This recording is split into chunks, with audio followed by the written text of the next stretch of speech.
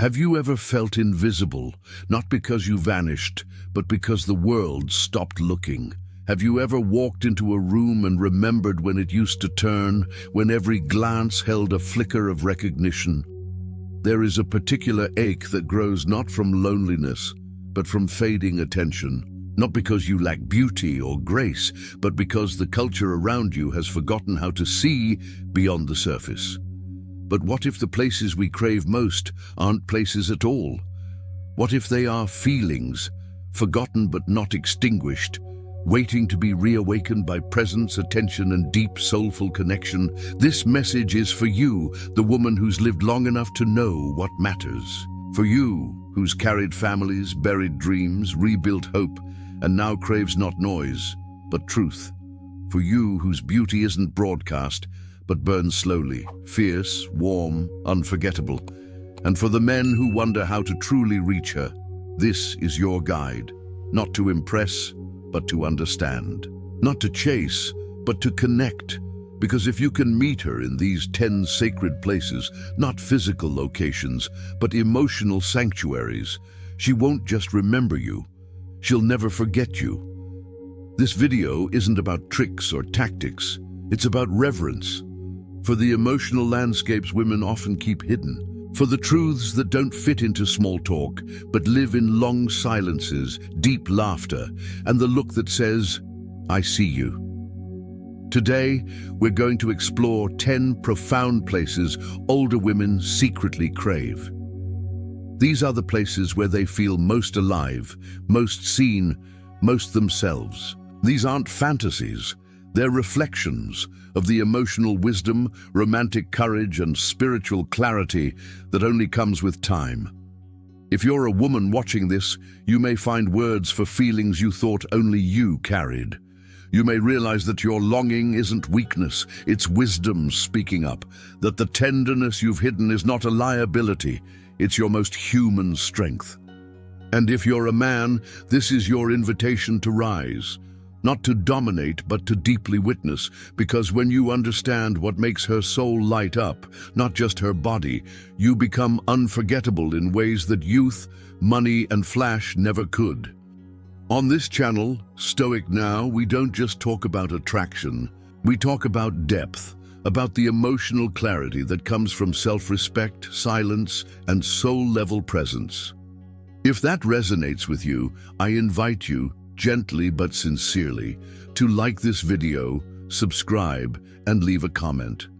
Not because it helps the algorithm, but because your story, your thoughts, your truth might light the way for someone else stumbling in the dark. So stay with me. Listen not just with your ears, but with your empathy, because what comes next is a journey through desire, identity, longing, and freedom. And it begins here, with the very first place every older woman craves most. Number 1. The sanctuary. Without judgment, there comes a time when the weight of other people's opinions becomes too heavy to carry. For many older women, that time comes quietly, not with a dramatic break, but with a whisper of exhaustion. A longing to exist without constantly defending, explaining, or adjusting who they are for the comfort of others. After years of being told what to wear, how to speak, whom to love, and what to want, many women find themselves desperate for a space untouched by judgment. A space that doesn't just accept them, but welcomes them with all their complexities, contradictions, and courage. It is in this sanctuary that they breathe freely for the first time in decades. Not the shallow breath of fitting in, but the deep healing exhale of finally being seen. Not edited, not filtered, just seen. Marcus Aurelius wrote, "Waste no more time arguing what a good man should be. Be one." The same truth applies to women who've grown tired of negotiating their worth. They no longer want to argue for their place in the world. They want to be, fully, boldly, softly. There's a kind of man who offers this sanctuary, not through words, but through energy. He doesn't rush to fix her pain or silence her truth. He listens, really listens. He holds space, not just with his arms, but with his attention. And in that sacred presence, she feels something rare. Safe. I remember meeting a woman named Janine, a successful businesswoman in her late 50s. She told me about a moment she'll never forget. After a difficult divorce, she met someone new, not flashy, not famous, just kind. On their third date, she shared a piece of her past she'd always hidden, a part that made others uncomfortable. But instead of flinching, he nodded and said, "Thank you for trusting me." That night, she told me, she didn't fall in love with him. She fell in love with the peace she felt near him. That's the power of non-judgmental presence. It heals without touching. It invites without pulling. It honors without needing to understand every detail. Older women do not need a savior. They need space. A haven where their stories are not dissected but held, where their laughter is not measured, their tears not rushed, where they are allowed to be messy and magical, flawed and fearless all at once. To the men who want to connect with her, know this: the more deeply you see her, the more gently she will let you in. Not because you earned it, but because you didn't try to own it. Because you didn't judge the chapters she hesitated to read aloud. And to the women, you do not have to be palatable to be powerful. You do not have to shrink to fit anyone's idea of appropriate. Your voice is not too loud. Your dreams are not too late. Your heart is not too much. In the sanctuary without judgment, you don't have to perform. You get to be. And in that freedom, you become more radiant than ever before, because the most magnetic thing in the world is a woman who is utterly herself and utterly at peace with that. Number 2, the place where she feels chosen. There's a quiet ache that grows with time, not loud, not demanding, but steady. It sits in the chest like a question unanswered. Am I still someone worth choosing, not for convenience, not for lack of options, but for the invisible qualities that time polishes, not diminishes: depth, wisdom, presence. Some women spend years being admired, noticed, even celebrated in their youth. Compliments flowed easily back then. Invitations came without asking. But as time adds its weight to the mirror and years gather behind her, what she once received with ease now must be earned, or worse, fought for. Yet the truth is, her worth hasn't lessened. It's deepened, like wine darkening in richness with age. To be chosen, truly chosen, is not about being rescued or worshipped. It is to be seen as the rare soul you are, to be looked at not just with interest, but with intention. When a man chooses her with reverence, it touches a part of her that may have grown quiet, but never died. The part that still dreams, the part that still dares. I once spoke to a woman named Evelyn, 62, silver-haired, with the kind of posture that told you she'd carried burdens with grace. She'd been a wife, a mother, a caretaker. She had learned to pour into others, but no one had poured into her in years. And then, one autumn afternoon, a man asked her what made her heart race. Not what she did for a living, not how many grandchildren she had, what made her feel alive. She didn't know how to answer at first, but his silence was patient. His eyes didn't wander, and in that stillness, something in her awakened. She told me, it wasn't that he liked me, it was that he chose me, with his attention, with his curiosity, with his time. That moment transformed her, not into someone new, but into someone remembered, someone important. That's the essence of being chosen. Marcus Aurelius once wrote, The soul becomes dyed with the color of its thoughts. When a woman is truly chosen, her soul doesn't just think, it glows. It remembers its worth. To the man who sees her not as an echo of her past, but as a force in her present, she will give a part of her she's hidden even from herself. Because the feeling of being singled out in a world that tries to make her invisible, that is the spark that lights her fire again. And to every woman who wonders if it's too late to be chosen, it isn't. You are not overlooked. You are waiting for someone with eyes clear enough to see the rarity that you are.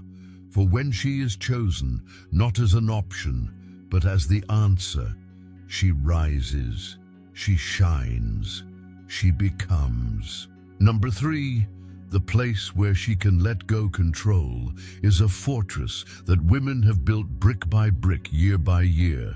It has shielded them, grounded them, and given them a sense of purpose in a world that so often tried to unmake them. But there comes a sacred time in a woman's life when she no longer wants to carry the armor. Not because she's weak, but because she is finally strong enough to lay it down. To let go is not to fall. It is to float. To trust in the current instead of gripping the edge. To move through life not in fear of losing, but in freedom of living. For many older women, letting go means choosing joy over justification. It means laughing too loud in public, dancing barefoot in the kitchen, saying no without guilt, and yes without calculation. It is the art of surrender, not to someone else but to the flow of one's own soul. Seneca once said, "He who is brave is free." And what bravery it takes to unclench the fists, to loosen the grip, to say, "I do not need to control everything." To be okay. Letting go is not a crisis. It is a celebration. There was a woman named Lorraine, 72, widowed and retired, who had spent most of her life making sure everything was in its right place. Her house, her schedule, her family. But after her husband passed and her children moved away, something shifted. She began to travel, not to the places on postcards, but to small towns, roadside diners, poetry readings in basements, places with no itinerary. "I spent my whole life keeping it together," she said, "but now I just want to fall apart beautifully." And she did. With every new step into the unknown, she felt more herself, not less stable, more alive. The men who create space for this kind of letting go are rare and unforgettable. They do not try to manage her. They do not demand certainty.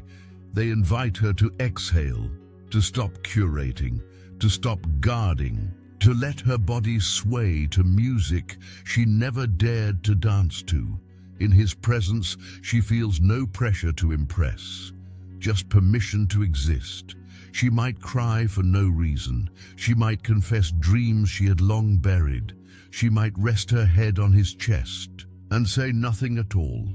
And in those moments, she's not weak, she's not fragile, she's real. Letting go is not the absence of strength, it is the evidence of it.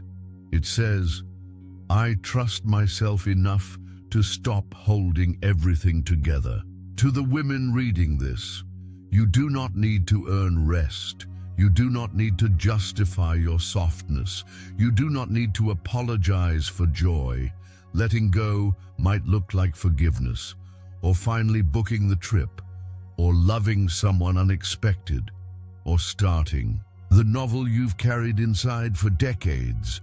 Whatever it is, do it. Not recklessly, but honestly, because when you let go, life doesn't fall apart. It falls into place. And to the men who love her, be the place where she can fall and not break, where she can fly and not be pulled back, where she can be wild, quiet, radiant, undone, and always, always safe. The woman who lets go becomes a river, still powerful, but finally free. Number 4. The place where she rewrites her story. There's a quiet ache that visits the mind of every woman who's lived long enough to look back. It doesn't always show itself as pain. Sometimes it's a memory, sometimes a sigh. Often, it's the feeling of a question left unanswered.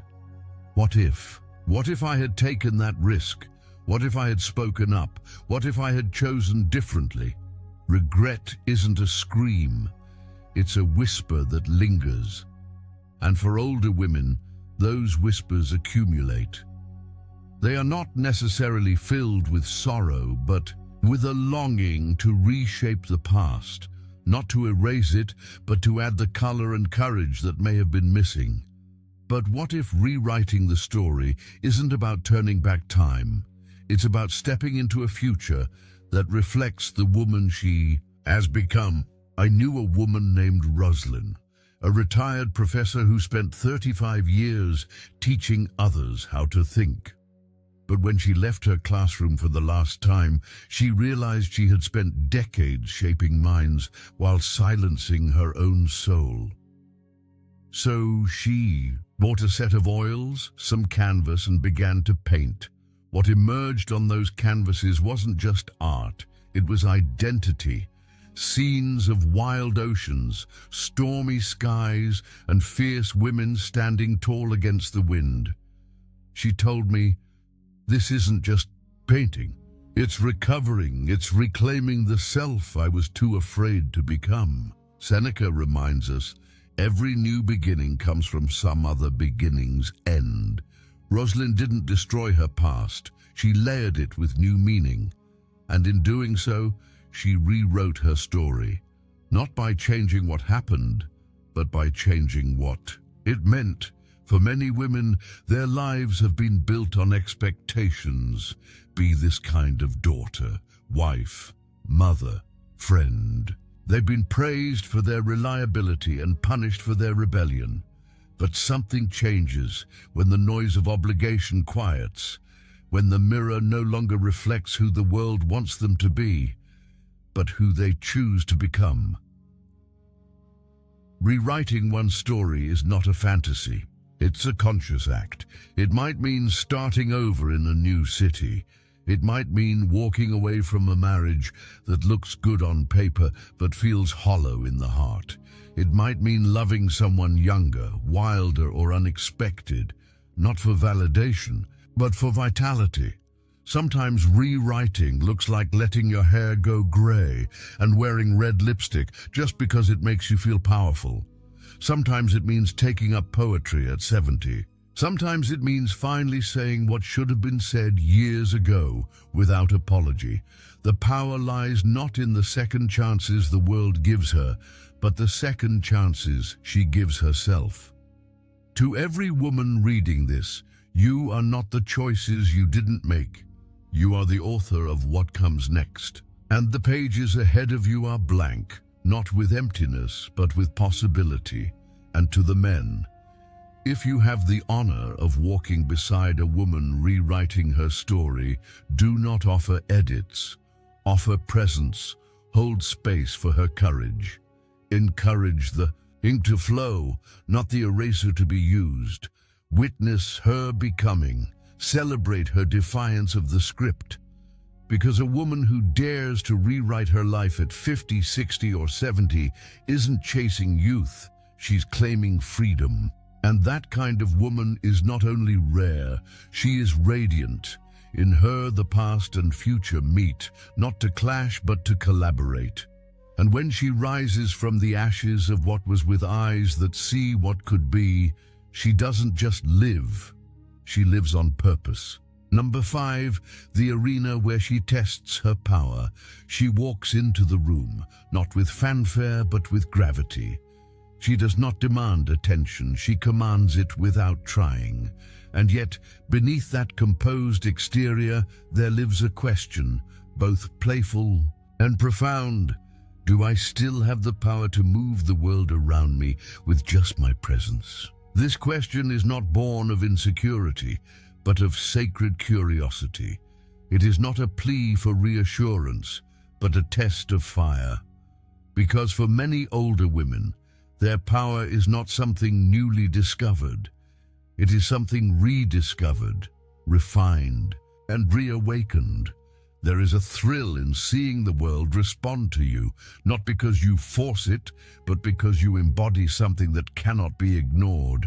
Not youth, not flashiness, but the magnetism of someone who knows herself.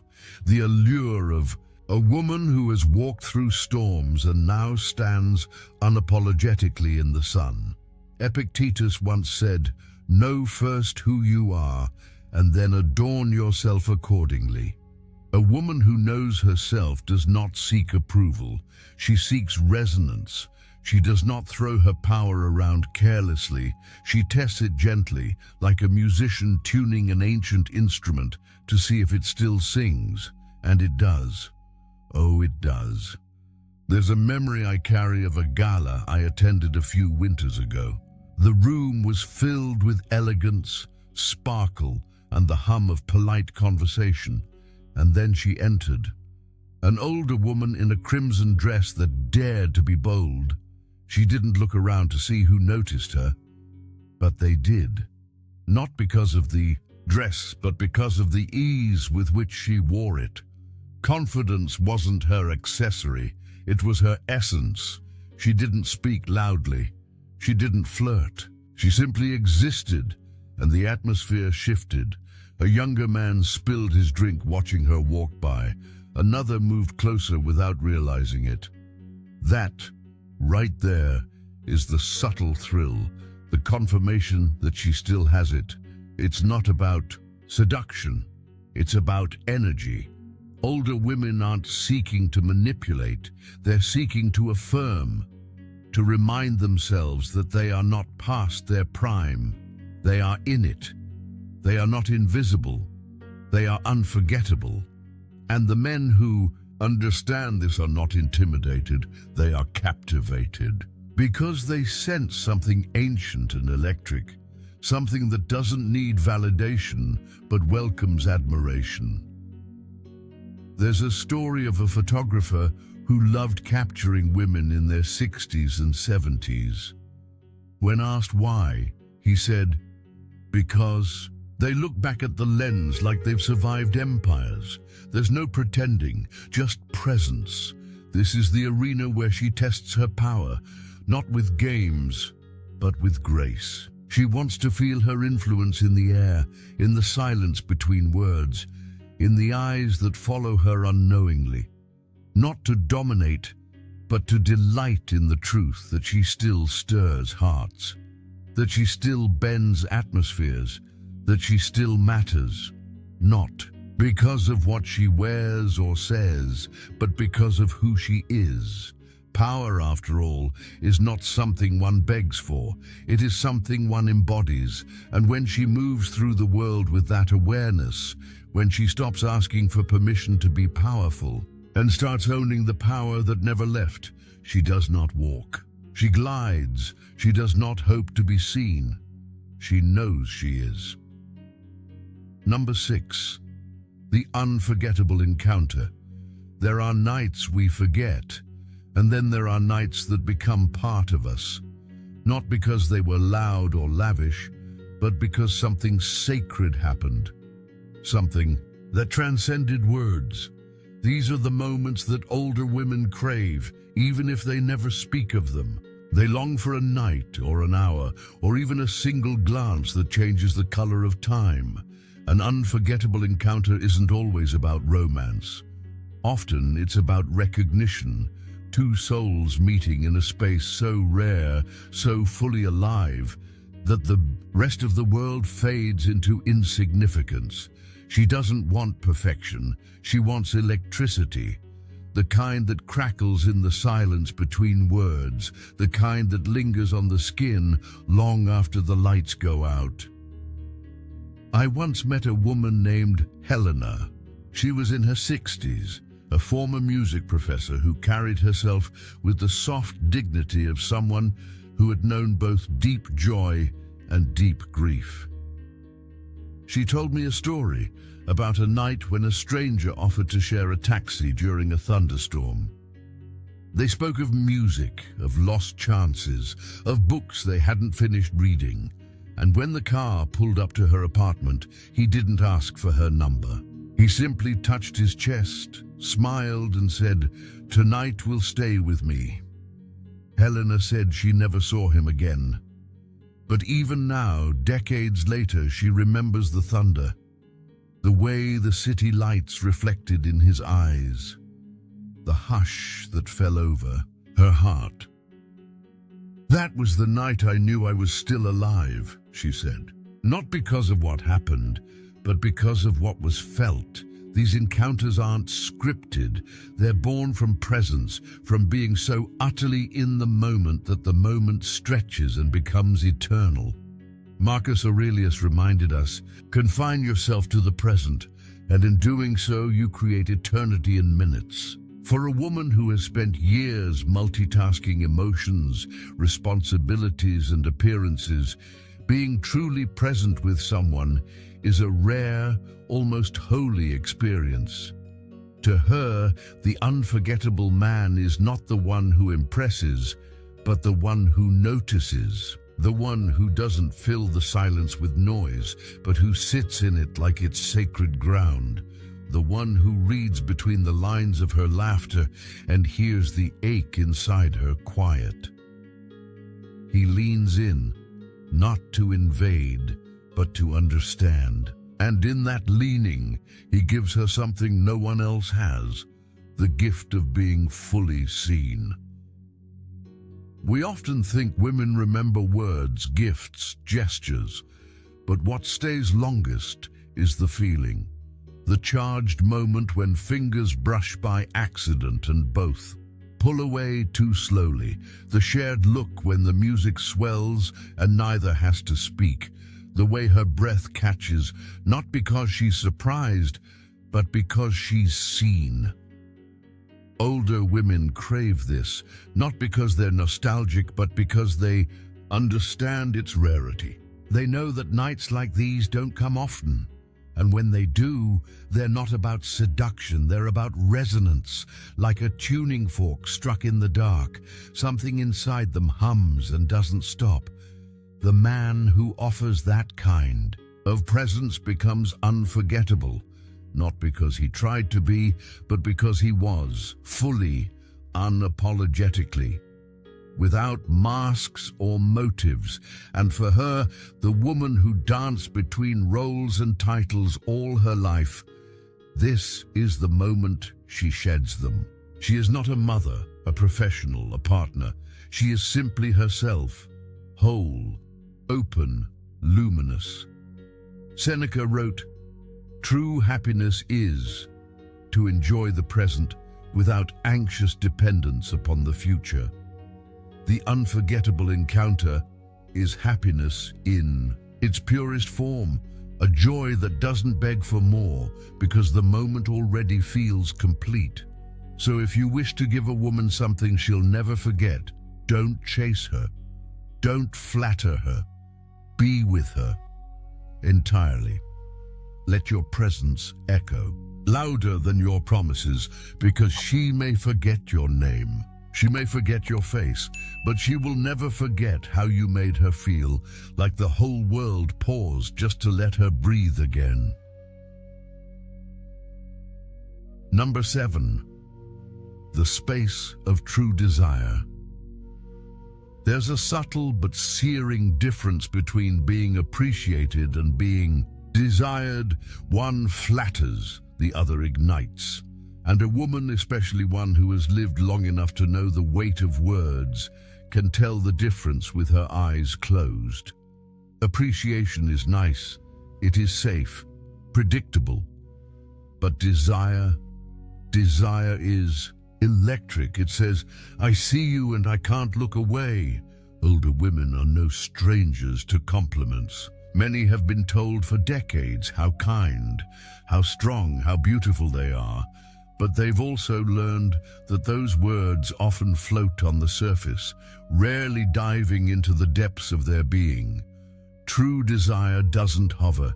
It dives deep. It touches places that haven't been stirred in years. There's a woman I once met during a writing retreat, Maya. In her late 50s, her presence was regal, her voice measured, her smile polite. She gave off the air of someone who'd learned to carry herself with unshakable grace.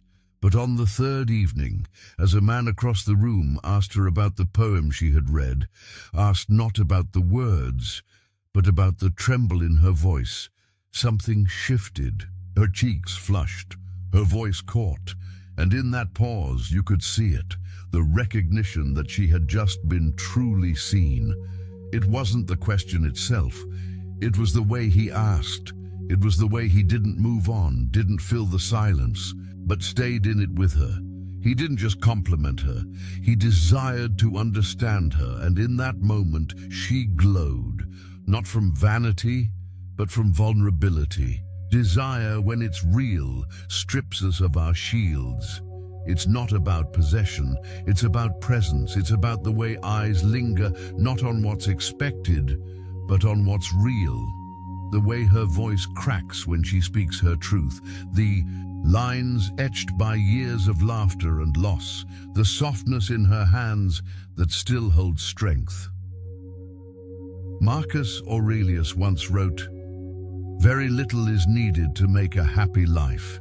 It is all within yourself, in your way of thinking." And yet, when someone else's gaze aligns with that inner light, when someone reflects back the fire you've kept burning quietly, it doesn't just warm you, it renews you. Desire reminds a woman that she is not invisible, that she is not a role to fulfill, a past to overcome, a story already told. She is still the leading character in her own life, and someone else just noticed. A man who knows how to desire without demanding, who admires without reducing, who listens not just to respond but to feel. He offers her something priceless. The freedom to be wanted for exactly who she is right now. She doesn't need flowers or flattery. She needs presence. She needs to feel the pause in your breath when she walks in the room. She needs to know that in a world full of noise, your attention lands on her like a hush, because when a woman is desired, not for what she once was or what she could be, but for what she is in this exact moment, that's when she softens, opens, shines. That's when she gives the rarest gift she has, her trust. And once you have that, you don't just have her attention, you have her soul. Number 8, the realm of irresistible desire. Desire doesn't vanish with age. It changes its language. It matures, shifts its rhythm, and begins to speak in glances instead of declarations, in pauses instead of propositions. For older women, this transformation doesn't dull their yearning. It refines it. What once came, as heat now smolders, deeper and more quietly, like coals that never stop burning. The world often forgets this. It assumes desire belongs to the young, to the newly discovered. But the deepest desire lives in the experienced soul, in the one who knows how fleeting true connection is, how rare it is to feel seen, not only in the flesh, but in the fire that lives beneath it. Older women don't seek validation from attention. They've had attention. They've been the object of glances, the recipients of flirtation. But what they long for now is different. It is not to be admired from afar. It is to be felt up close without words, through presence that ignites every nerve. There's a story I recall of a sculptor who never touched the woman he modeled, but every time she sat for him, he studied her with such intensity, such reverence, that she said she felt more alive than she ever had in the arms of past lovers. He never crossed a line, but he made her feel something that shattered the coldness of time. He made her feel that her very being still carried fire, that she was not fading. She was fermenting, becoming more intoxicating with age. Seneca wrote, "He who is brave is free." And there is a particular kind of courage in allowing yourself to feel deep desire without needing to tame it. For men, that bravery is shown not in pursuing her loudly, but in holding her gaze a second longer, in speaking with stillness, in listening so fully that her heart races without needing to be touched. A woman desires to be undone, not recklessly, but respectfully, not possessed, but awakened. She does not want to be chased in the way of boys seeking trophies. She wants to be drawn toward someone whose confidence is quiet, whose intrigue is steady. She longs to find a space where restraint becomes a game played by equals, where the unsaid becomes as powerful as what's spoken. There is a lure in the space between, the inches that remain untraveled, the air that thickens between two people who understand that mystery is not a lack of clarity. It is an invitation.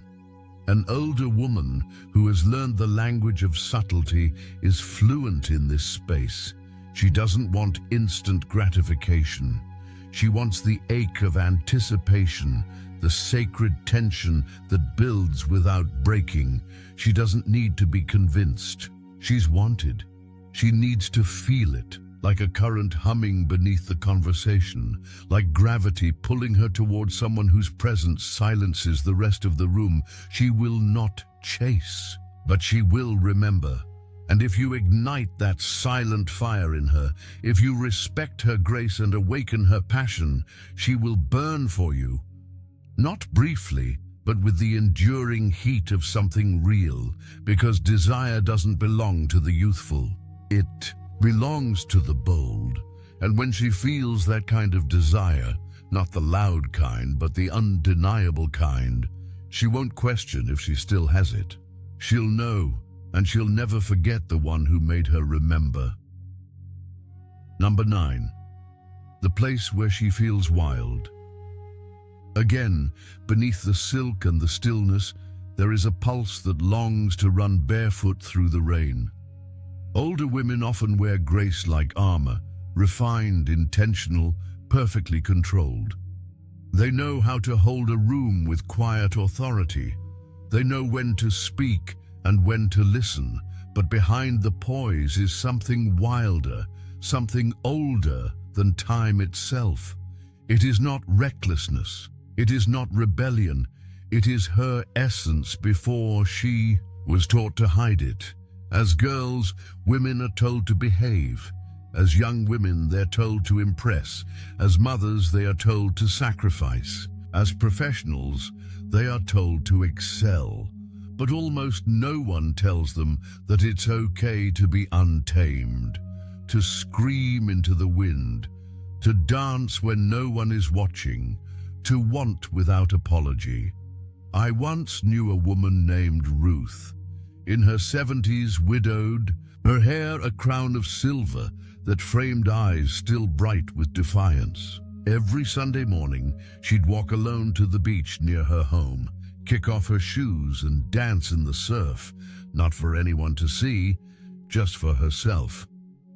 I asked her once why she did it, and she said, "Because this is where I remember who I am before they told me who I had to be. That kind of fire doesn't die, it waits. And when the right man comes along, not to tame it, but to honor it, she doesn't just open up. She explodes in color." There's a misconception that older women want safety, security, predictability. Some do, but many crave a different kind of safety, the kind that says, "I see you're wild, and I'm not afraid of it." The kind that allows her to step outside the lines and feel for a moment the thrill of her own untethered joy. Marcus Aurelius warned, "Do not act as if you were going to live 10,000 years. Death hangs over you. While you live, while it is in your power, be good, But to be good is not to be quiet. To be good is to be true. And her truth may be laughter at midnight, a spontaneous road trip, or a kiss stolen under the stars. Her truth may be sensual, soulful, and completely unplanned.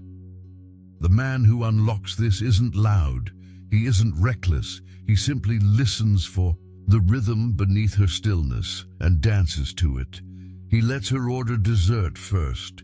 He lets her wear red lipstick to a casual dinner. He doesn't flinch when she cries during a song or when she flirts with abandon. He watches her step into her fullness with reverence, not as something to control, but as something to marvel at. Because wildness isn't a flaw, it's a freedom, and when a woman feels safe enough to be wild again, when she trusts you enough to reveal the parts of her she thought had to be buried, she's not reliving her youth. She's reclaiming her power. So the next time you see a woman with quiet eyes and a composed smile, remember, there may be thunder beneath her ribs, waiting for the storm that will let it loose. And if you are that storm, or that sky that holds her as she rages, you will know her not just in stillness, but in fire. You will not just remember her, you will be changed by her. Number 10. The place where she feels young. Again, time may touch the body, but it does not age the soul. The soul is a fire, and though it may be banked under layers of responsibility, grief, and experience, it still burns. And every older woman, at some point, longs for the spark that makes her remember the woman she was before the world taught her restraint. To feel young again is not to reject age, nor is it a desperate clawing at lost beauty. It is a return to something truer, freer, more elemental. She remembers the laughter that used to erupt without apology, the late-night walks with no destination, the kisses that came before overthinking. She remembers her wildness, and even now she aches to feel it, not as nostalgia, but as rebirth. One sat across from a woman named Claire, radiant in her 50s, who told me that dancing used to be her joy, not professionally, just wildly, privately. She used to dance in her kitchen barefoot with her favorite record spinning at full volume. But life got so heavy, she said. I stopped playing the music. And then she met someone who didn't ask her to be anything but who she already was. One night, he played a jazz track in the background while they cleaned up dinner, and without prompting, she spun. Just once. He smiled. He didn't laugh or make a joke. He joined her. And that's all it took. That night she danced again. That moment, she said, wasn't about youth. It was about reclaiming something sacred. He made me feel like time wasn't a thief, just a companion walking beside me. Epictetus once said, "We cannot choose our external circumstances, but we can always choose how we respond to them." That is the gift a man gives her when he invites her to feel young again. Not by pretending the years haven't passed, but by helping her respond to life with joy, curiosity, and abandon. So many men think they must treat older women with formality or reverence as if their age demands solemnity. But what she wants, what she craves, is to be reminded of her aliveness. She wants to feel not managed but awakened. She wants to feel her own vitality pulsing again through laughter, spontaneity, and the risk of being fully present. Because feeling young is not about being 20. It's about dancing in your kitchen at midnight without caring who hears the music. It's about saying yes to dessert, to adventure, to kissing in the rain. It's about looking at someone and seeing not their wrinkles, but their wonder. And when She feels that when she feels her youth not as a memory but as a reality she can touch, she doesn't just light up, she becomes unstoppable. She doesn't want to rewind time, she wants to reignite her spark. And the man who helps her do that, he becomes unforgettable. Final reflection. What women crave and what all of us crave is not merely attention or adoration. It's the rare, quiet miracle of being understood, of being felt in our silences and remembered not just for what we gave, but for who we are. In these 10 places we've explored, we found no maps, only moments, intimate and unspoken, where presence, courage, and deep emotional intelligence create connection that transcends age, expectation, and time. This wasn't just about romance. It was about reverence for the human spirit that still wants to be seen, for the woman who's laughed and ached, raised families and kept dreams alive in quiet corners of her soul, for the man who doesn't need to fix or flatter but simply listen and witness without flinching. Each place we uncovered, the place where she feels chosen, the sanctuary without judgment, the realm of true desire, wasn't a fantasy.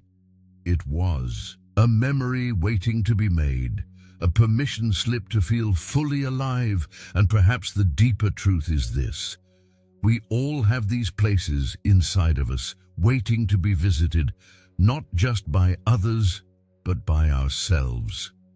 To the women watching, your worth has never been tied to youth, perfection, or performance. You are not past your prime. You are ripening into something rich, rare, and radiant. Your voice, your story, your longings, they matter more than ever. And to the men who've listened with intention, the greatest power you hold is presence. Not to conquer, but to see her, to create space where she doesn't have to be anything but herself. And in that, she becomes more than you imagined. Marcus Aurelius reminded us, the soul becomes dyed with the color of its thoughts. If your thoughts are compassionate, curious, reverent, then your presence becomes healing, and that is a kind of strength no world can deny. So, take this message with you. Let it soften what's been guarded, strengthen what's been silent, and awaken what's been asleep. Speak gently to the people in your life. Notice what others overlook. Reach out, not with strategy, but with sincerity. Every small shift you make toward presence can open a door into someone's most sacred space. And if something in today's reflection stirred you, share it.